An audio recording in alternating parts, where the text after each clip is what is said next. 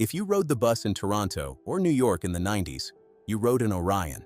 The diesel rumble under your feet, the pneumatic hiss at the curb, the yellow strip you press to request your stop. At its peak, 1,200 workers in Mississauga were building 750 Orion buses a year for transit agencies across the continent. They survived a $66 million debt crisis and a provincial bailout, survived a foreign takeover, survived a recession that froze transit funding across North America. And then, after 37 years of building buses in Mississauga, the line went silent for the last time. How does a company whose buses were still carrying millions of passengers every day simply disappear? What happened? Chapter 1. The prototype in the garage. The story begins with a breakdown, specifically with a fleet of small diesel vans that couldn't stop breaking down.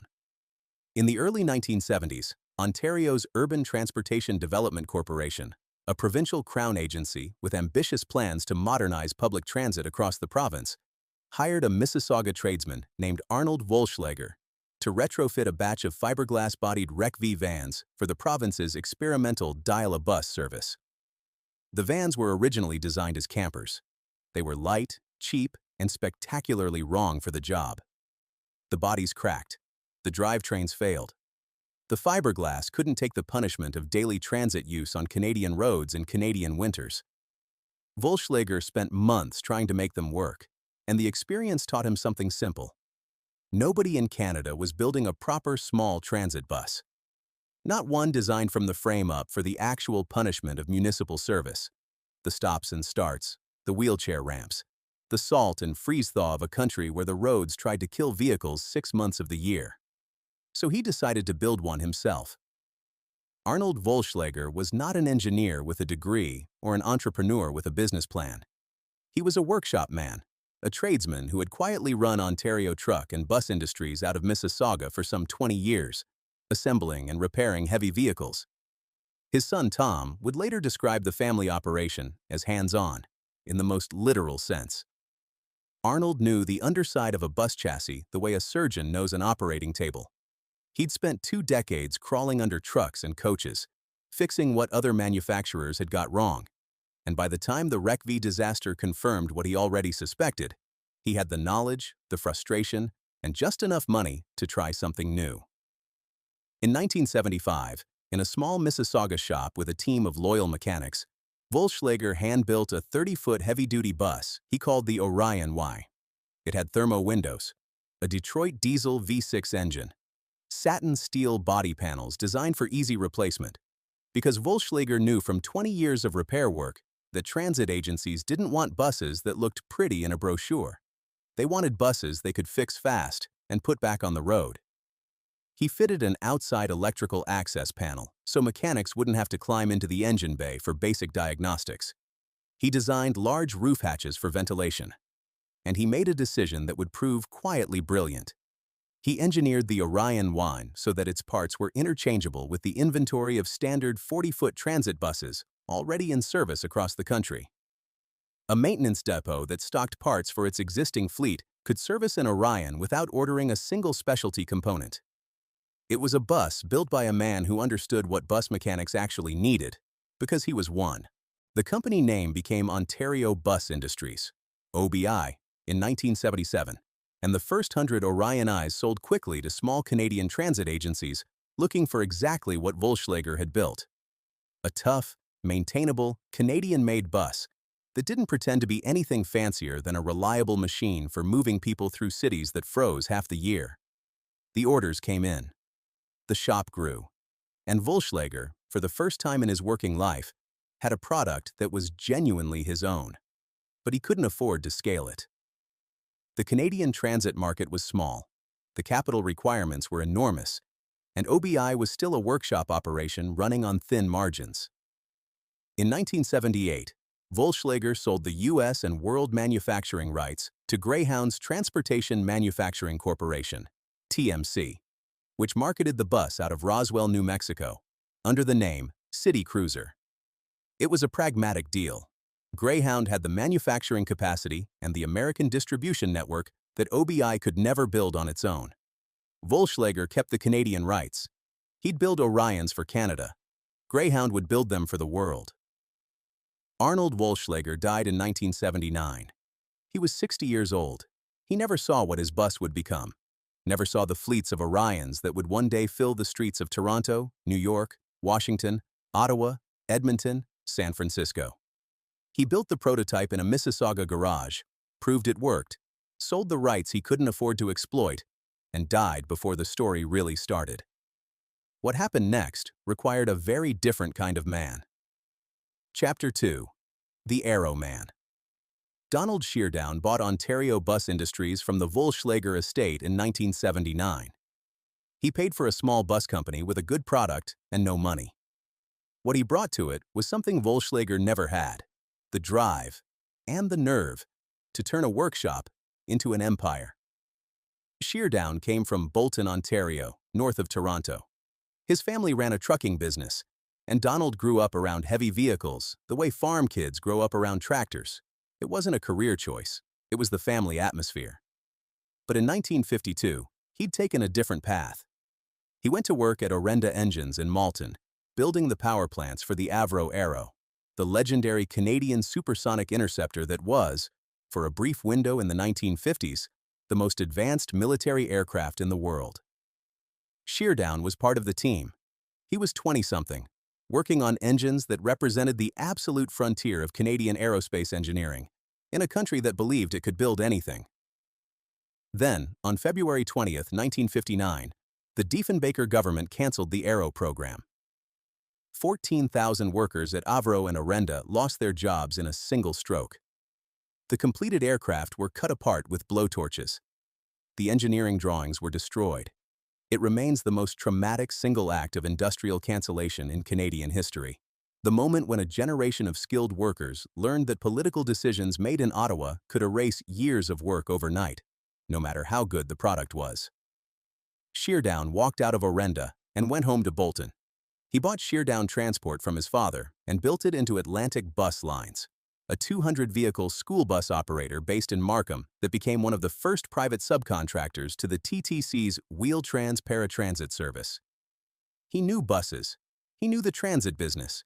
He knew how to move vehicles and manage fleets and deal with the bureaucracies of municipal transportation. And when the Wollschläger estate came up for sale, he saw what Arnold had built and understood what it could be worth if someone with capital, ambition, and an American strategy took it over. The first thing Sheardown did was buy back the U.S. and worldwide manufacturing rights from Greyhound. The City Cruiser deal had given TMC the rights, but not the commitment. Greyhound was a long-haul inner-city operator, not a transit bus manufacturer, and the Orion had languished in their catalog. Sheardown wanted those rights back because he understood a fact of life that would define the entire Orion story. In North America, the money was in the United States. Canadian transit agencies bought buses in the hundreds. American agencies bought them in the thousands. But American federal transit funding came with a catch: Buy America provisions that required buses purchased with federal dollars to be assembled on American soil. So in 1981, Sheardown set up Bus Industries of America, BIA, as a U.S. subsidiary, and in May 1982, he opened a manufacturing plant in Oriskany, New York, a small town in Oneida County. The Oriskany plant existed for one reason: to satisfy Buy America rules so that every transit agency in the United States could order Orions with federal money. Within a year, BIA was producing 300 buses annually for American transit agencies. The Canadian shop in Mississauga kept building buses for Canadian customers. The American plant built for the Americans. One product, two countries, two assembly lines, one owner in Bolton, Ontario. An associate named Debbie Crandall described Sheardown in the Canadian Urban Transit Association's 1994 Hall of Fame citation as a generous, big-hearted guy, rough as hell around the edges, a rascal, smart and hard-working, but he sure engendered loyalty in people. He needed that loyalty because the next decade would test it. Sheardown wasn't building a lifestyle business.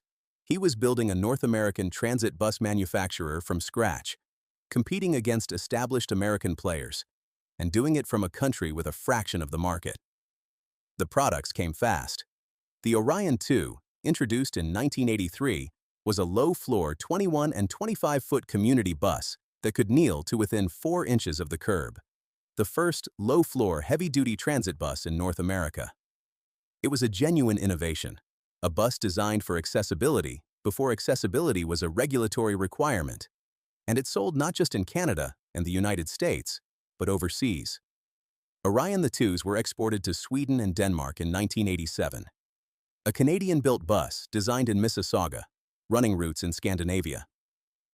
The Orion 3rd, an articulated bus developed as a joint project with Hungary's Icarus, took the ambition further. Icarus built the body shells in Budapest, shipped them to Montreal, and Sheardown's team trucked them to Mississauga for final assembly. The TTC ordered 90. Ottawa's OC Transpo placed a major order. It was an improbable partnership, a Bolton Trucking Family's bus company collaborating with a Hungarian state manufacturer during the Cold War. But it worked, and it brought articulated transit buses to Canadian cities at a time when most North American agencies were still running rigid 40-footers. By the mid-1980s, OBI had gone from a workshop operation to a company with plants on both sides of the border, contracts with the 2 largest transit agencies in the country, and an export portfolio that reached across the Atlantic. Sheardown had taken Wohlschlager's prototype and, in less than a decade, turned it into something neither man could have imagined when the first Orion 3rd rolled out of that Mississauga shop. Then came the flagship. Chapter 3. The Orion V and the 1,000 Bus Years. The Orion V changed everything. Introduced in 1989, it was a high-floor rigid bus available in 32, 35, and 40-foot configurations with a welded monocoque steel tube frame, offered in transit and suburban versions. The transit model had 2 doors. The suburban had 1. You could order it with a Detroit diesel, a Cummins, or a compressed natural gas engine. It wasn't revolutionary in any single respect. It was a conventional heavy-duty transit bus, built to do what transit buses do, which is survive. And it survived everything. The first production Orion Vi was sold to Mississauga Transit, a fitting debut, given that the bus had been conceived, designed, and built within the city limits. But Mississauga was just the start. Toronto's TTC ordered hundreds. New York's Metropolitan Transportation Authority, the largest transit agency in North America, ordered thousands. Washington's WMATA bought fleets. Edmonton, Vancouver's Coast Mountain Bus Company, Ottawa, and dozens of smaller agencies across both countries lined up. The Orion Phi became the default transit bus for a generation of North American riders. If you stepped onto a city bus in the 1990s in Toronto, or New York, or Washington, the odds were strong that the floor under your feet, the stanchion in your hand, and the diesel engine rumbling beneath you were Orion. By the early 1990s, OBI employed 1,200 workers across Mississauga and Oriskany. The company was producing 750 buses a year for 38 U.S. transit agencies alone, and that didn't count the Canadian orders flowing through the Mississauga plant. Total contracts exceeded $200 million. Donald Sheardown had built, from a dead man's estate and a prototype in a garage, the largest transit bus manufacturer in North America. The Mississauga plant hummed with a workforce that mirrored the city itself, a city that had grown from a collection of townships into one of Canada's largest suburban municipalities within a single generation. The welders, painters, electricians, and line builders who assembled Orion buses came from everywhere. Some were second-generation factory workers whose fathers had worked auto parts or aerospace in the belt of manufacturing that stretched from Oakville to Brampton. Others were newer arrivals, immigrants from Portugal, Italy, the Caribbean, South Asia, the Philippines, who had come to Mississauga for the same reason people had always come to factory towns. Because the work was there, the paychecks were steady, and you could build a life on $22 an hour if you showed up, did the job, and didn't miss shifts. The work itself was physical and specific. An Orion V started as a bare steel frame, lengths of structural tube welded into a rigid cage that would become the skeleton of a 40-foot bus. The frame moved down the line. Floors went on. Wiring harnesses were threaded through the body cavities. Windows were set. Body panels, the satin steel panels that Volkswagen had designed for easy replacement all the way back in 1975, were mounted and fastened. The engine, either a Detroit Diesel Series 50 or a Cummins, was lowered into the rear compartment.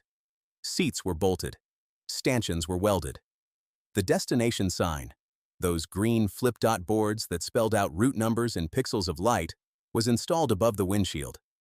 And then the bus was painted, inspected, and driven out the factory door onto Hazelhurst Road, ready for delivery to whatever city had ordered it. The rhythm was industrial, but precise. An Orion V took roughly 6 weeks to build from bare frame to finished bus, moving through stations where teams of specialists handled their particular piece of the assembly. The paint shop had its own climate. Warm, humid, chemical sharp, with the smell of primer and top coat. The electrical shop was quieter, more meticulous. Wiring a transit bus meant threading hundreds of meters of cable through conduits that had to survive 15 years of vibration, road salt, and temperature swings from -30 to +40 Celsius. The final inspection bay was where every system got tested. Doors, lights, kneeling mechanism, wheelchair ramp, engine start, brake check. A bus that failed inspection went back. A bus that passed drove out. Call Local 2011 represented the Mississauga workers. The union hall was more than a bargaining unit. It was where workers gathered for meetings that determined their wages, their benefits, their job protections, and, in the years to come, their severance. A unionized manufacturing job at Orion in the early 1990s paid between $20 and $30 an hour, depending on trade and seniority. In Mississauga in that era, that was enough. Enough for a mortgage on one of the brick bungalows or townhouses that had multiplied across the city's subdivisions.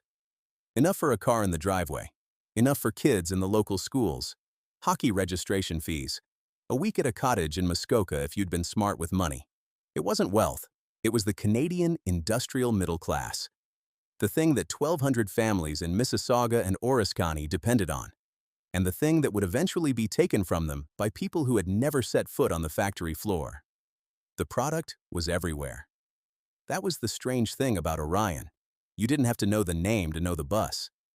Millions of people rode Orions every day without ever looking at the manufacturer's badge behind the rear wheel. Well, they knew the smell, diesel exhaust and vinyl seat covers, a particular cocktail of industrial chemicals and human traffic that anyone who rode the TTC's Route 97 Yonks or the MTA's BX22 in the Bronx would recognize instantly. They knew the sound, the pneumatic hiss of the kneeling mechanism as the bus dropped to the curb, the hydraulic sigh of the doors, the rumble of the Detroit diesel underneath everything. They knew the feel, the yellow strip you press to request a stop, the stanchions worn smooth by a million hands, the slight lurch as the driver pulled away from the light. At peak, roughly 10,000 Orion buses were in revenue service across Canada and the United States. 10,000 machines, built in Mississauga and Oriskany, carrying passengers through cities from Halifax to San Francisco, from Ottawa to Washington. A Canadian-made product that millions of people physically sat inside every single day. Chapter 4. The Summit Before the Silence. In 1997, Orion moved into a brand-new purpose-built factory at 350 Hazelhurst Road in Mississauga's Clarkson-Lorne Park Industrial District. 221,011 square feet of precast concrete and steel, loading docks, a dedicated paint facility, climate-controlled assembly bays, office space along the south wall, and a parking lot that filled every morning with the cars of workers arriving for the first shift. The old shop where Volkswagen had built the prototype was history. This was a real factory, built to produce buses at scale for a continent. The money for the new plant came from Western Star Trucks of Kelowna, British Columbia, which had bought OBI and BIA in 1995 after the provincial bailout. That bailout is its own chapter of the story, and we'll get to it. But what matters here is what the new factory represented. Western Star poured capital into Orion. The Hazelhurst Road plant was the physical proof that someone believed this company had a future. And for a few years, the future looked real.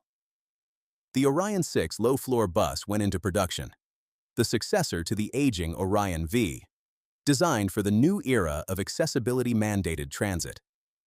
In 1998, New York City Transit placed the world's first hybrid electric transit bus regular production order, 10 Orion 6 hybrids, purchased for $5.6 million US, powered by the Lockheed Martin Hybridrive system that would later be manufactured by BAE Systems. It was a milestone, the first time any transit agency on the continent had committed to buying hybrid buses not as a demonstration project, but as a regular fleet purchase.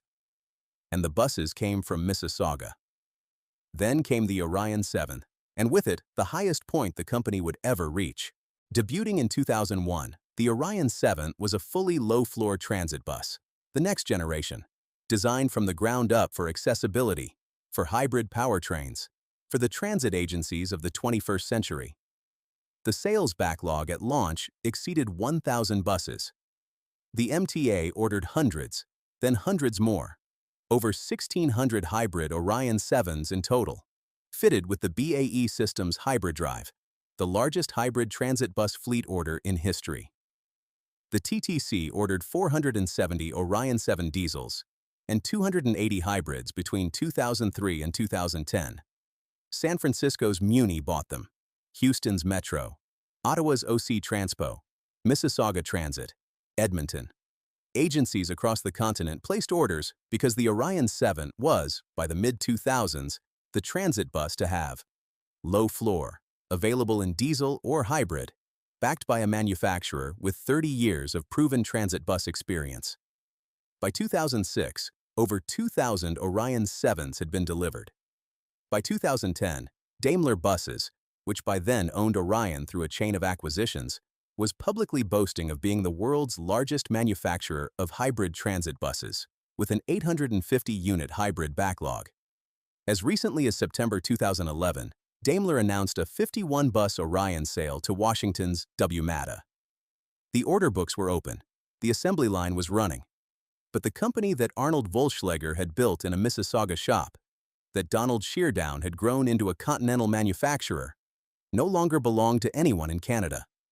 It hadn't for years, and the people who now owned it, in Stuttgart, in Greensboro, in boardrooms where Mississauga was a line item on a global spreadsheet, were already running the numbers that would end it. The Orion 7 was the summit. Standing on it, you could see everything the company had built. 30 years of Canadian manufacturing, 10,000 buses on the road, 1,200 families sustained by the work. And if you looked carefully, you could see something else gathering at the edges. Not failure, something quieter and harder to fight. A calculation. A foreign head office weighing a Canadian factory against a global strategy and finding the factory lighter than the spreadsheet required. The descent had already begun. Most of the people on the factory floor didn't know it yet. Some of them wouldn't know until the morning of April 25, 2012, when the announcement came down and the future of 350 Hazelhurst Road was settled in a single corporate press release from a country most of them had never visited. Chapter 5. The First Betrayal. Before Daimler, before Stuttgart, before the global strategy that would kill the company, there was a quieter disaster, one that started in Ontario and ended with Canadian taxpayers holding an $86 million bill for a factory they'd never own. The early 1990s hit Orion from every direction at once. The recession that swept North America between 1990 and 1992 hammered municipal budgets on both sides of the border, and municipal budgets were where transit agencies found the money to buy buses. Orders slowed. Then they dried up. In the United States, federal transit capital funding, the pipeline that paid for most of the Orions rolling out of Oriskany, tightened as the Bush administration and then the early Clinton years grappled with deficits and competing spending priorities. At the same moment, Orion was pouring development money into the Orion 6 low-floor bus and a hybrid version of the Orion 2, investments that were necessary to stay competitive but brutal for a company whose revenue was collapsing. OBI had been borrowing from the Ontario government for years. The provincial loans had kept the company alive through the lean periods, had financed the expansion, had underwritten the risk that Donald Sheardown took every time he bid on a contract that wouldn't pay out for 18 months. By 1994, the total outstanding debt to the province of Ontario stood at $66 million, and OBI couldn't pay it back.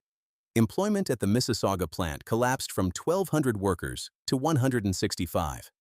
The parking lot that had once filled with cars every morning was three-quarters empty. The assembly line that had produced 750 buses a year slowed to a crawl. Donald Sheardown's company, the company he'd built from a dead man's estate and a prototype in a shop, was dying. Bob Rae's NDP government, elected in 1990 on a platform of protecting Ontario's industrial workforce, faced a decision that had no good option. Ontario's only transit bus manufacturer was about to go under. If the province let it die, 1,200 jobs at peak, and whatever fraction remained, would vanish, along with the manufacturing capability itself. The skills, the tooling, the supplier relationships, the engineering knowledge accumulated over 20 years of building buses, all of it would be gone, and it would not come back. Transit bus manufacturing wasn't something you could restart from scratch. Once the workers dispersed, once the tooling was sold for scrap, once the engineering team found other jobs, the industry was finished. So the province intervened. In April 1995, Ontario wrote off the $66 million in outstanding loans. Then it bought $15 million in preferred company shares. Then it injected another $5 million in cash. The total cost to Ontario taxpayers was $86 million. Money that would never be recovered, spent to keep a bus factory alive long enough to find a buyer. Liberal MPP Monty Quinter called it a total disaster. He wasn't wrong about the math. $86 million in public money, and the province didn't even end up owning the company. What it got was time. Enough time to find Western Star Trucks of Kelowna, which bought OBI and BIA for $35 million the same year. $35 million for a company that had cost taxpayers $86 million to save. The arithmetic was devastating, and Quinter said so publicly. But Western Star did what the province couldn't. It poured fresh capital into Orion, merged the Canadian and American operations under a single corporate entity, Orion Bus Industries, Inc., and built the brand-new 350 Hazelhurst Road factory that opened in 1997. For a few years, the Kelowna deal looked like it might actually work. Orion had a new owner with deep pockets in the trucking industry, a new factory built for modern production, and a product line that was evolving toward the low-floor, hybrid-capable buses that transit agencies were beginning to demand. What nobody in Mississauga understood, or perhaps what they understood but couldn't prevent, was that Western Star itself was for sale. The Kelowna truck maker was a mid-sized player in a consolidating industry, and by the late 1990s, the global automotive giants were buying up every independent truck and bus manufacturer they could find. Western Star's independence had an expiration date, and when it expired, Orion would go with it, not as the main acquisition, not as the prize, but as a side item in a $700 million truck deal. A Canadian bus company, tucked inside a Canadian truck company, about to be swallowed by one of the largest corporations on Earth. Chapter 6. The German Capture. In July 2000, Freightliner LLC, a wholly owned subsidiary of Daimler Chrysler AG, the German-American automotive conglomerate headquartered in Stuttgart, paid $670 million for Western Star Truck Holdings. The deal was about trucks. Western Star built Class 8 heavy-duty trucks, the long-haul rigs that moved freight across North America, and Freightliner wanted Western Star's dealer network, its customer base, and its position in the vocational and logging truck markets. Orion Bus Industries came along as an appendage, a transit bus division inside a truck acquisition, inside a subsidiary, inside a multinational. The distance from the Mississauga factory floor to the boardroom where decisions would now be made was not measured in kilometers. It was measured in layers of corporate hierarchy, each one further from the smell of primer and the sound of welding torches.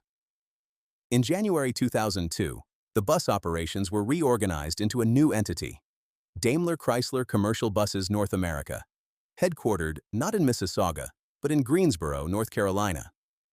A German executive named Dr. Andreas Strecker was installed as president. The promises came with the new nameplate: investment, global engineering resources, access to Mercedes-Benz components, the backing of a company that made buses on 5 continents. Daimler knew how to build buses. Daimler had resources that Orion, operating out of a single Mississauga factory, could never match on its own. For a while, the marriage seemed to deliver. The Orion 7 debuted in 2001, and its sales backlog of over 1,000 buses validated the product. Daimler's global engineering network contributed to the hybrid powertrain integration, the BAE Systems hybrid drive that would become the Orion 7's signature technology. The MTA ordered hybrid Orion 7s in quantities that no previous Orion model had ever achieved. The TTC committed to hundreds. The order books filled with the names of transit agencies from coast to coast. In 2006, Orion was absorbed directly into the commercial bus division. After the Chrysler spin-off in 2007, the division was renamed Daimler Buses North America. In 2009, Orion Bus Industries was rebranded Orion International, a name that sounded grander but meant less, because by then the company was not an independent entity with its own strategy. It was a brand name inside a German conglomerate, and the decisions about its future were being made by people whose primary concerns were Daimler's global bus portfolio, its Latin American operations, its Cetra luxury coach line, and the return on capital deployed across a corporation with 300,000 employees worldwide. The fundamental problem was structural, and it had been there from the day Freightliner signed the check. Daimler didn't buy Orion. Daimler bought Western Star, and Orion came along. That meant Orion never had a champion inside Stuttgart. No senior executive who had staked their reputation on the North American transit bus business. No board member who had personally committed to making the Mississauga operation succeed. Orion was inherited, not chosen. And in a corporation the size of Daimler, inherited operations without champions are the first to be questioned when the spreadsheets tighten. The workers at 350 Hazelhurst Road didn't know any of this in those early years. What they knew was that the paychecks still cleared, the orders were coming in, and the Orion 7 was the best bus the company had ever built. The corporate name on the letterhead had changed, from OBI to Western Star, to Daimler Chrysler, to Daimler Buses. But the work on the floor was the same work it had always been.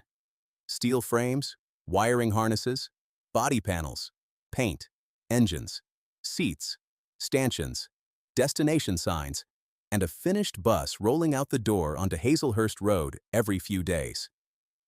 The distance between Stuttgart and Mississauga only mattered when Stuttgart started paying attention.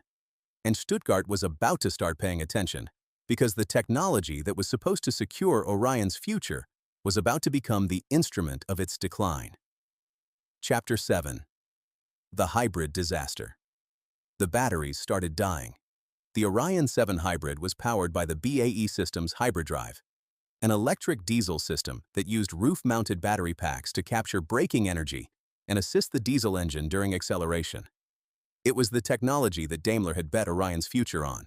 It was the technology that justified charging transit agencies $734,000 for a hybrid bus versus $500,000 for a standard diesel, a 47% premium that agencies were willing to pay because the hybrids were supposed to deliver 20 to 30% fuel savings and a significantly lower environmental footprint. The future of urban transit was hybrid, and Orion was building more of them than anyone else in North America. The problem was the batteries. The early Orion 7 hybrids used lead-acid battery packs mounted on the roof. Lead-acid was the available technology when the hybrid program launched. Lithium-ion packs capable of handling the thermal cycling and vibration of transit service didn't yet exist at the price and scale the program required. Lead-acid was heavy, bulky, and had a finite cycle life, but it was supposed to last 5 years in service. It didn't. In 2008, TTC Chief General Manager Gary Webster told Globe and Mail reporter Jeff Gray the numbers that nobody at Daimler wanted published. They were supposed to last 5 years, Webster said, but about a third of the lead-acid battery cells in use in the current fleet of 275 hybrids have already worn out. A third of the batteries, dead years ahead of schedule, on a fleet of buses that had cost the TTC $734,000 each. The fuel savings, the entire financial justification for the hybrid premium, were running at roughly 10% instead of the promised 20 to 30. The TTC had paid $234,000 extra per bus for a hybrid system that was delivering a fraction of what had been promised and was failing mechanically before the buses reached half their expected battery life. Daimler spokesman Jake Keyes told the Globe the problem was unique to Toronto, that something about TTC's operating conditions was causing the premature battery failures. It was a deflection, and the TTC knew it. The lead-acid chemistry wasn't failing because of Toronto.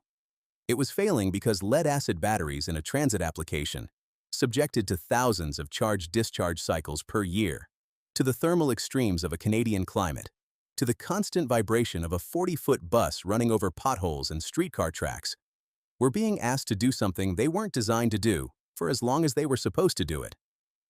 The physics didn't care what city the bus was in. The TTC stopped buying hybrid Orions.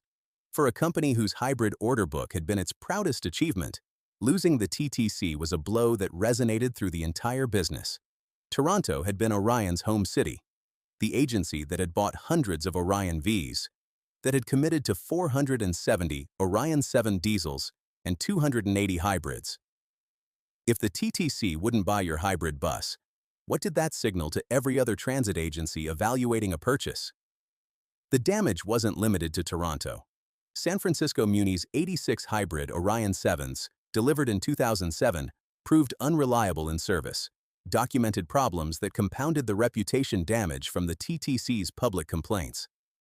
Washington's WMATA had to idle its older Orion 6th fleet after bus fires in 2012. BAE Systems launched a retrofit recall program, working out of the Oriskany plant to replace failing lead-acid packs with improved batteries. But the program was expensive, slow, and still running when the closure announcement came. A switch to lithium-ion technology was underway, but it came too late to undo the market damage.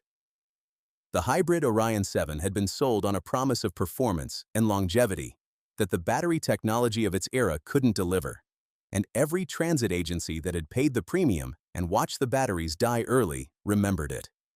Meanwhile, the broader market was contracting. The 2008 financial crisis had devastated U.S. transit agency capital budgets, the funding pipeline that paid for new bus purchases. Heavy-duty transit bus deliveries across North America fell from 6,032 in 2009 to 5,154 in 2011, a 13% decline. Orion's own sales dropped from 734 buses in 2010 to 464 in 2011. In October 2010, Daimler cut 101 jobs at Oriskany. By early 2012, workers at both plants were on alternating week schedules, 1 week on, 1 week off. The unmistakable signal of a company that didn't have enough orders to keep the line running full-time. And there was a gap in the product line that competitors had filled, and Orion had not. New Flyer of Winnipeg offered the D60LF, a low-floor articulated bus, the 60-foot accordion-style vehicle that transit agencies increasingly needed for high ridership routes. Nova Bus of Saint-Eustache, Quebec, then a Volvo subsidiary, had its own articulated model, the LFS Arctic. Orion had never developed a low-floor articulated competitor. For agencies ordering a mixed fleet of 40-foot and 60-foot buses, Orion could supply only half the order. The other half went to Winnipeg or Quebec. It was a product line gap that had been visible for years, and Daimler had never invested the development money to close it. The question that hung over 350 Hazelhurst Road by early 2012 was whether the problems, the battery failures, the shrinking market, the missing articulated bus, the falling sales numbers, were fixable. Whether Daimler would invest through the downturn, fund the lithium-ion transition, develop the articulated model, and commit to the North American transit bus business for the long term. In Stuttgart, that question had already been answered. The workers on the floor just hadn't been told yet. Chapter 8. April 25th. Underneath the product problems and the market downturn, Daimler had been quietly retreating from Canada for more than a decade. The pattern was visible to anyone watching. In 2002, Freightliner closed the old Western Star truck plant in Kelowna. Roughly 700 jobs gone from the city where Western Star had been headquartered. In 2003, the Thomas-built school bus plant in Woodstock, Ontario, was shut down. In October 2008, Daimler announced that the Stirling truck plant in St. Thomas, Ontario, which also produced Western Star trucks, would close in March 2009. Approximately 1,300 workers lost their jobs. St. Thomas, a small city southwest of London, Ontario, lost its largest private sector employer in a single announcement. The KAW fought it. The community protested. The plant closed on schedule. By the time the Orion closure came, Daimler had eliminated several thousand Canadian manufacturing jobs in just over a decade. Kelowna, Woodstock, St. Thomas, and now Mississauga. The corporate language varied: restructuring, realignment, optimization, but the direction was always the same: out of Canada. In March 2012, Daimler Buses publicly launched a worldwide restructuring program it called Globe 2013, an initiative whose full title was Global Bus Excellence, aimed at, in the corporate language, shaping the future of mobility while securing sustainable competitiveness through worldwide advances in growth and efficiency. The program was about consolidating Daimler's bus operations globally, focusing investment on high-margin segments and high-growth markets. Latin America, where Mercedes-Benz chassis were built in Brazilian factories for sale across South America, was a priority. The Setra Premium Motor Coach line, a German-built luxury product sold to private operators at margins that transit buses could never match, was a priority. North American municipal transit, low margin, dependent on unpredictable public procurement cycles, and increasingly dominated by domestic competitors New Flyer and Nova Bus, was not. The decision to exit had been made. The only question was timing. And the timing is what made it a scandal. On April 1, 2012, COW Local 2011 ratified a one-year contract extension with Daimler Buses North America at the Mississauga plant. The workers voted to extend their collective agreement. The company signed it. Both parties put their names on a document that governed wages, benefits, severance terms, and working conditions for the next 12 months. The workers went back to their shifts. The line kept running. 24 days later, on Wednesday, April 25, 2012, at 10 o'clock in the morning, the workers at the Oriskany plant were called together and told the news. The Mississauga plant got the same message at the same time. Daimler had decided to exit the transit bus business in North America and wind down production of Orion buses in the United States and Canada. Hartmut Schick, head of Daimler Buses worldwide, delivered the corporate line in a prepared statement. Daimler Buses considered all possible options for reconfiguring our transit bus operations in North America. But at the end of the day, Orion is facing a situation where the cost position is not competitive, the local market is in a continued slump, and growth opportunities are not available from selling the product overseas. And then the sentence that would define the entire episode. Discontinuing production of Orion buses was a very difficult decision for us to make, but to secure our leadership position, we must always strive to invest resources efficiently in support of our global strategy for growth. Richard Ferguson, CEO of Daimler Buses North America, was more direct in an internal memo to staff that was reported by The Globe and Mail's Greg Keenan.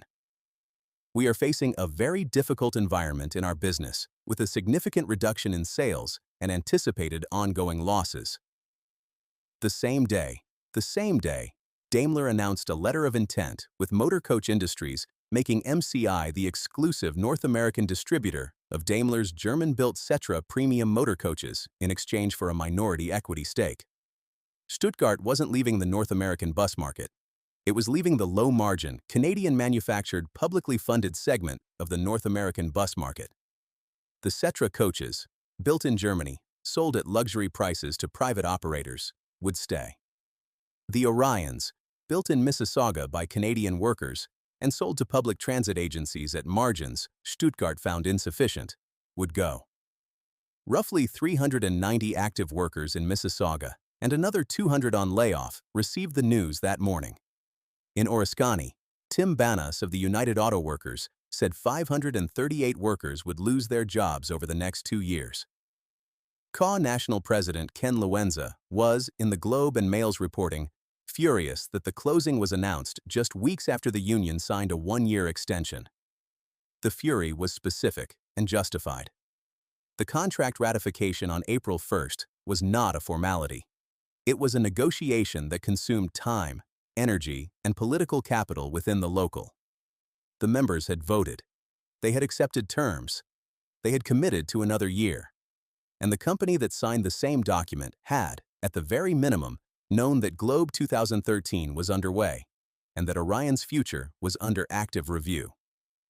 Whether Daimler had already decided to close the plant before April 1st, before the contract was signed, is a question that has never been answered publicly, because Daimler has never released the internal Globe 2013 documents that would establish the timeline. The workers believe they were deceived. They have never been shown evidence to the contrary. Lewenza publicly accused successive federal, provincial, and municipal governments of failing to invest in public transit procurement and pointed to the absence of Buy Canadian rules. American transit agencies were obligated by federal Buy America provisions to source buses assembled on American soil, which was why the Oriskany plant existed. Canadian municipal agencies had no equivalent obligation. They could, and did, buy buses from anywhere. York Region, right next to Mississauga, had purchased Belgian-made buses in 2005. Canadian tax dollars spent on Belgian buses, while a Canadian bus factory sat 20 minutes away. It was the asymmetry that had haunted Canadian manufacturing for decades. The Americans protected their domestic industry with procurement rules, and Canada did not. Arastu Rafizada, president of CAW Local 2011, a quiet man from Markham who had led the local through the contract extension barely 3 weeks earlier, told the Globe and Mail what the numbers meant in human terms. These are $20 to $30 an hour jobs. These guys all have houses, mortgages, they buy cars. What am I supposed to tell my 11-year-old daughter when she comes home from school and says, "Dad, what happened?" It was not a rhetorical question. He was asking it because he didn't have an answer. Chapter 9. The Wildcat and the Last Bus. The wind down was supposed to take 12 months. Daimler said it would honor all outstanding orders. The TTC's 60-bus 2012 Orion 7 delivery, fleet numbers 8335 through 8396, on a $32.5 million contract. The W Meta 51 bus order. The MTA's final hybrid contracts, including a batch of 148 buses, units 1550 through 1653, that would be delivered through November 2012. But honoring the orders and treating the workers fairly were two different things, and the workers at Mississauga didn't believe Daimler intended to do both. On May 24, 2012, exactly 1 month after the closure announcement, Mississauga workers walked off the job. It was a wildcat strike. Unauthorized by the KOW National Office, driven by frustration at what Joseph Chin, reporting for Mississauga.com, described as the slow pace of winding down talks.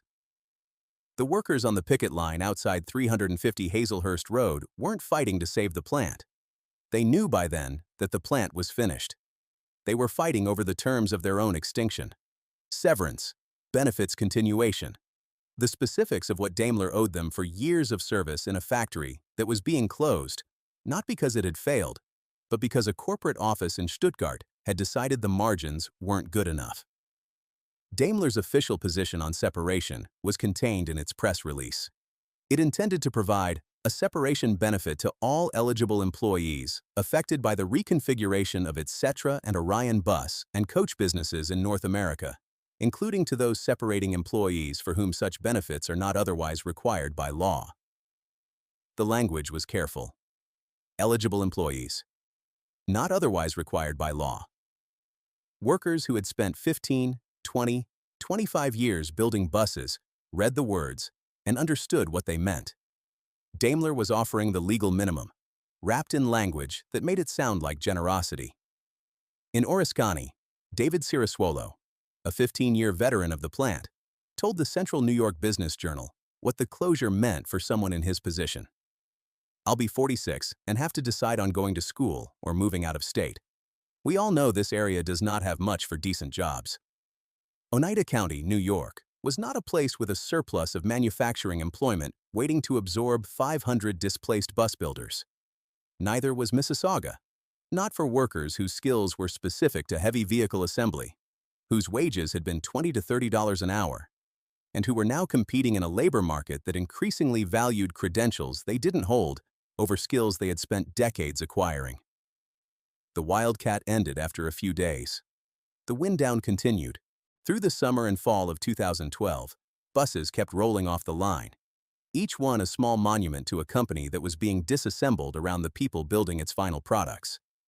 The MTA's last batch suffered what industry sources described as massive delays, and Daimler agreed to build an additional 30 buses at a reduced price to settle the contract. The TTC's final 60 units, the 8335 through 8396 series, were delivered. Each one carried the Orion name on a bus that would outlast the company that built it by a decade. The Mississauga factory went silent in 2013.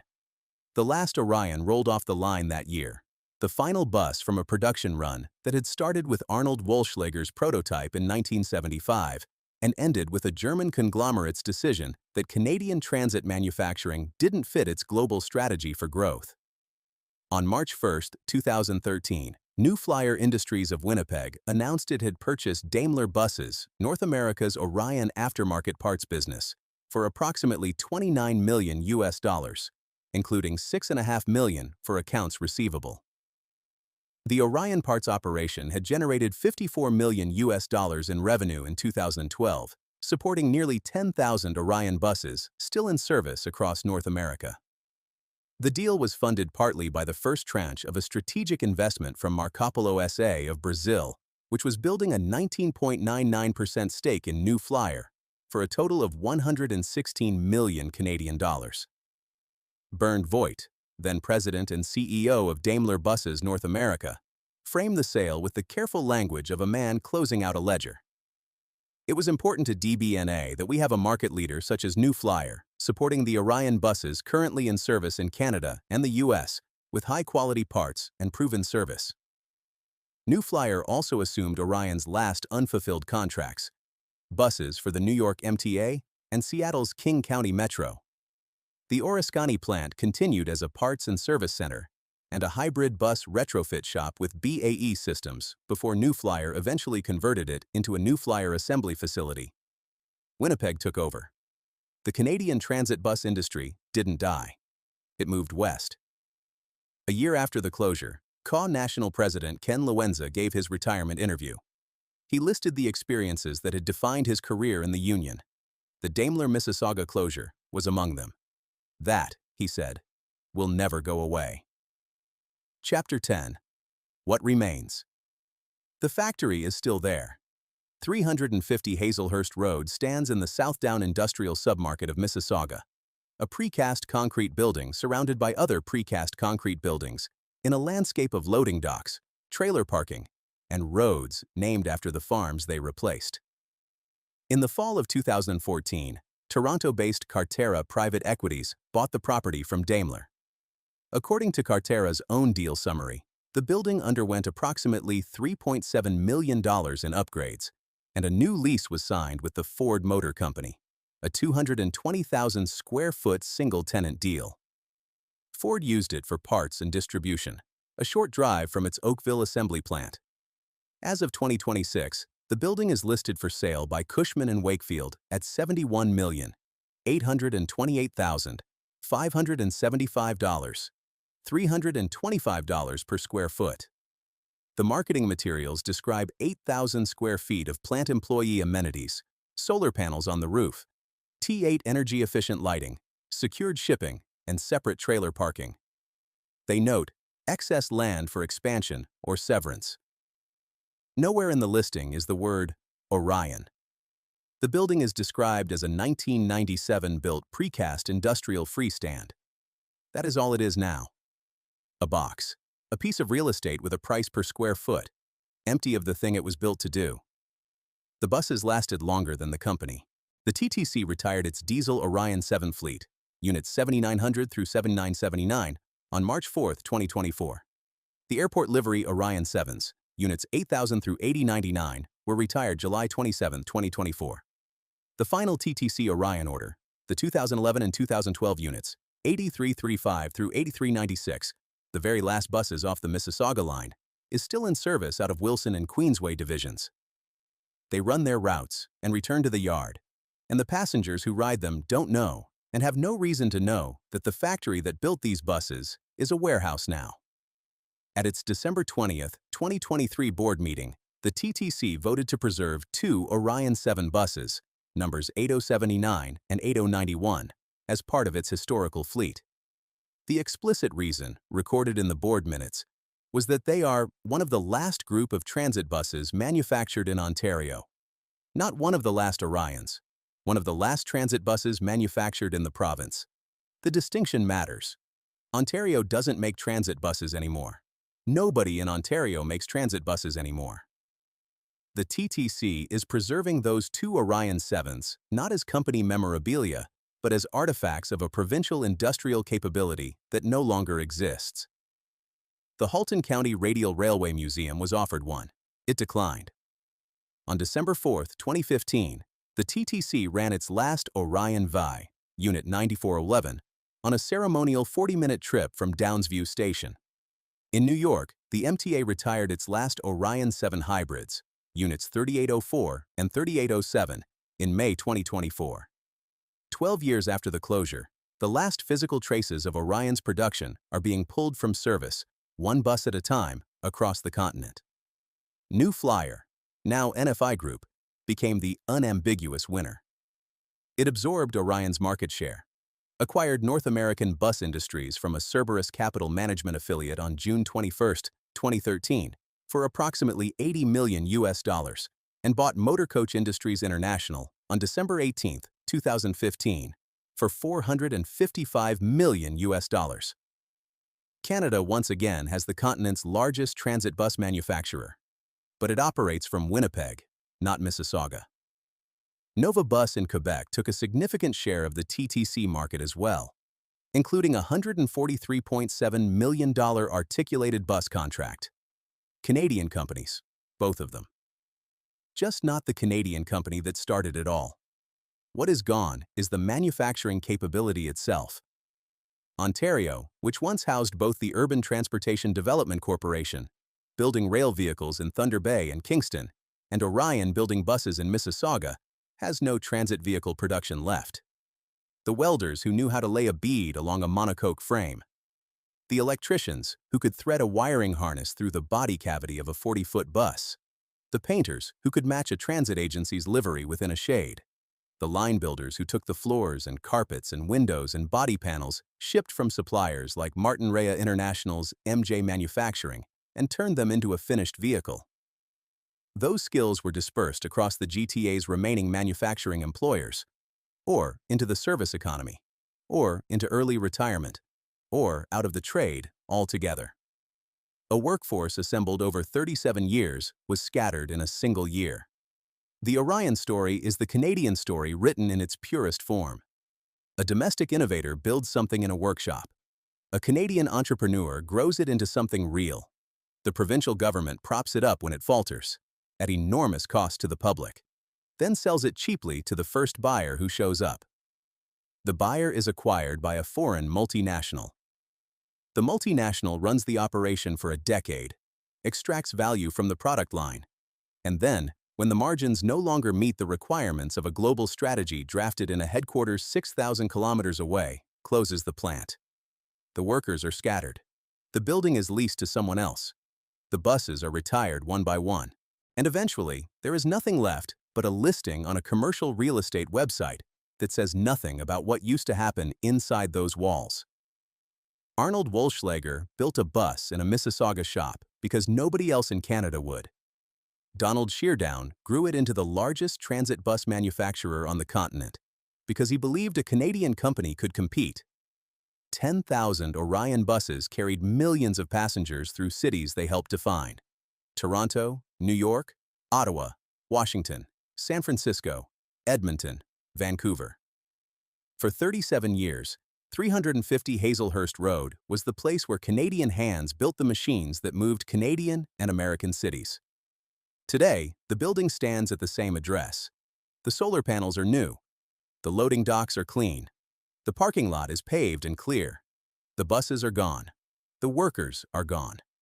The line is silent, and the asking price is $71,828,575 for a building that was worth more when it still had a purpose.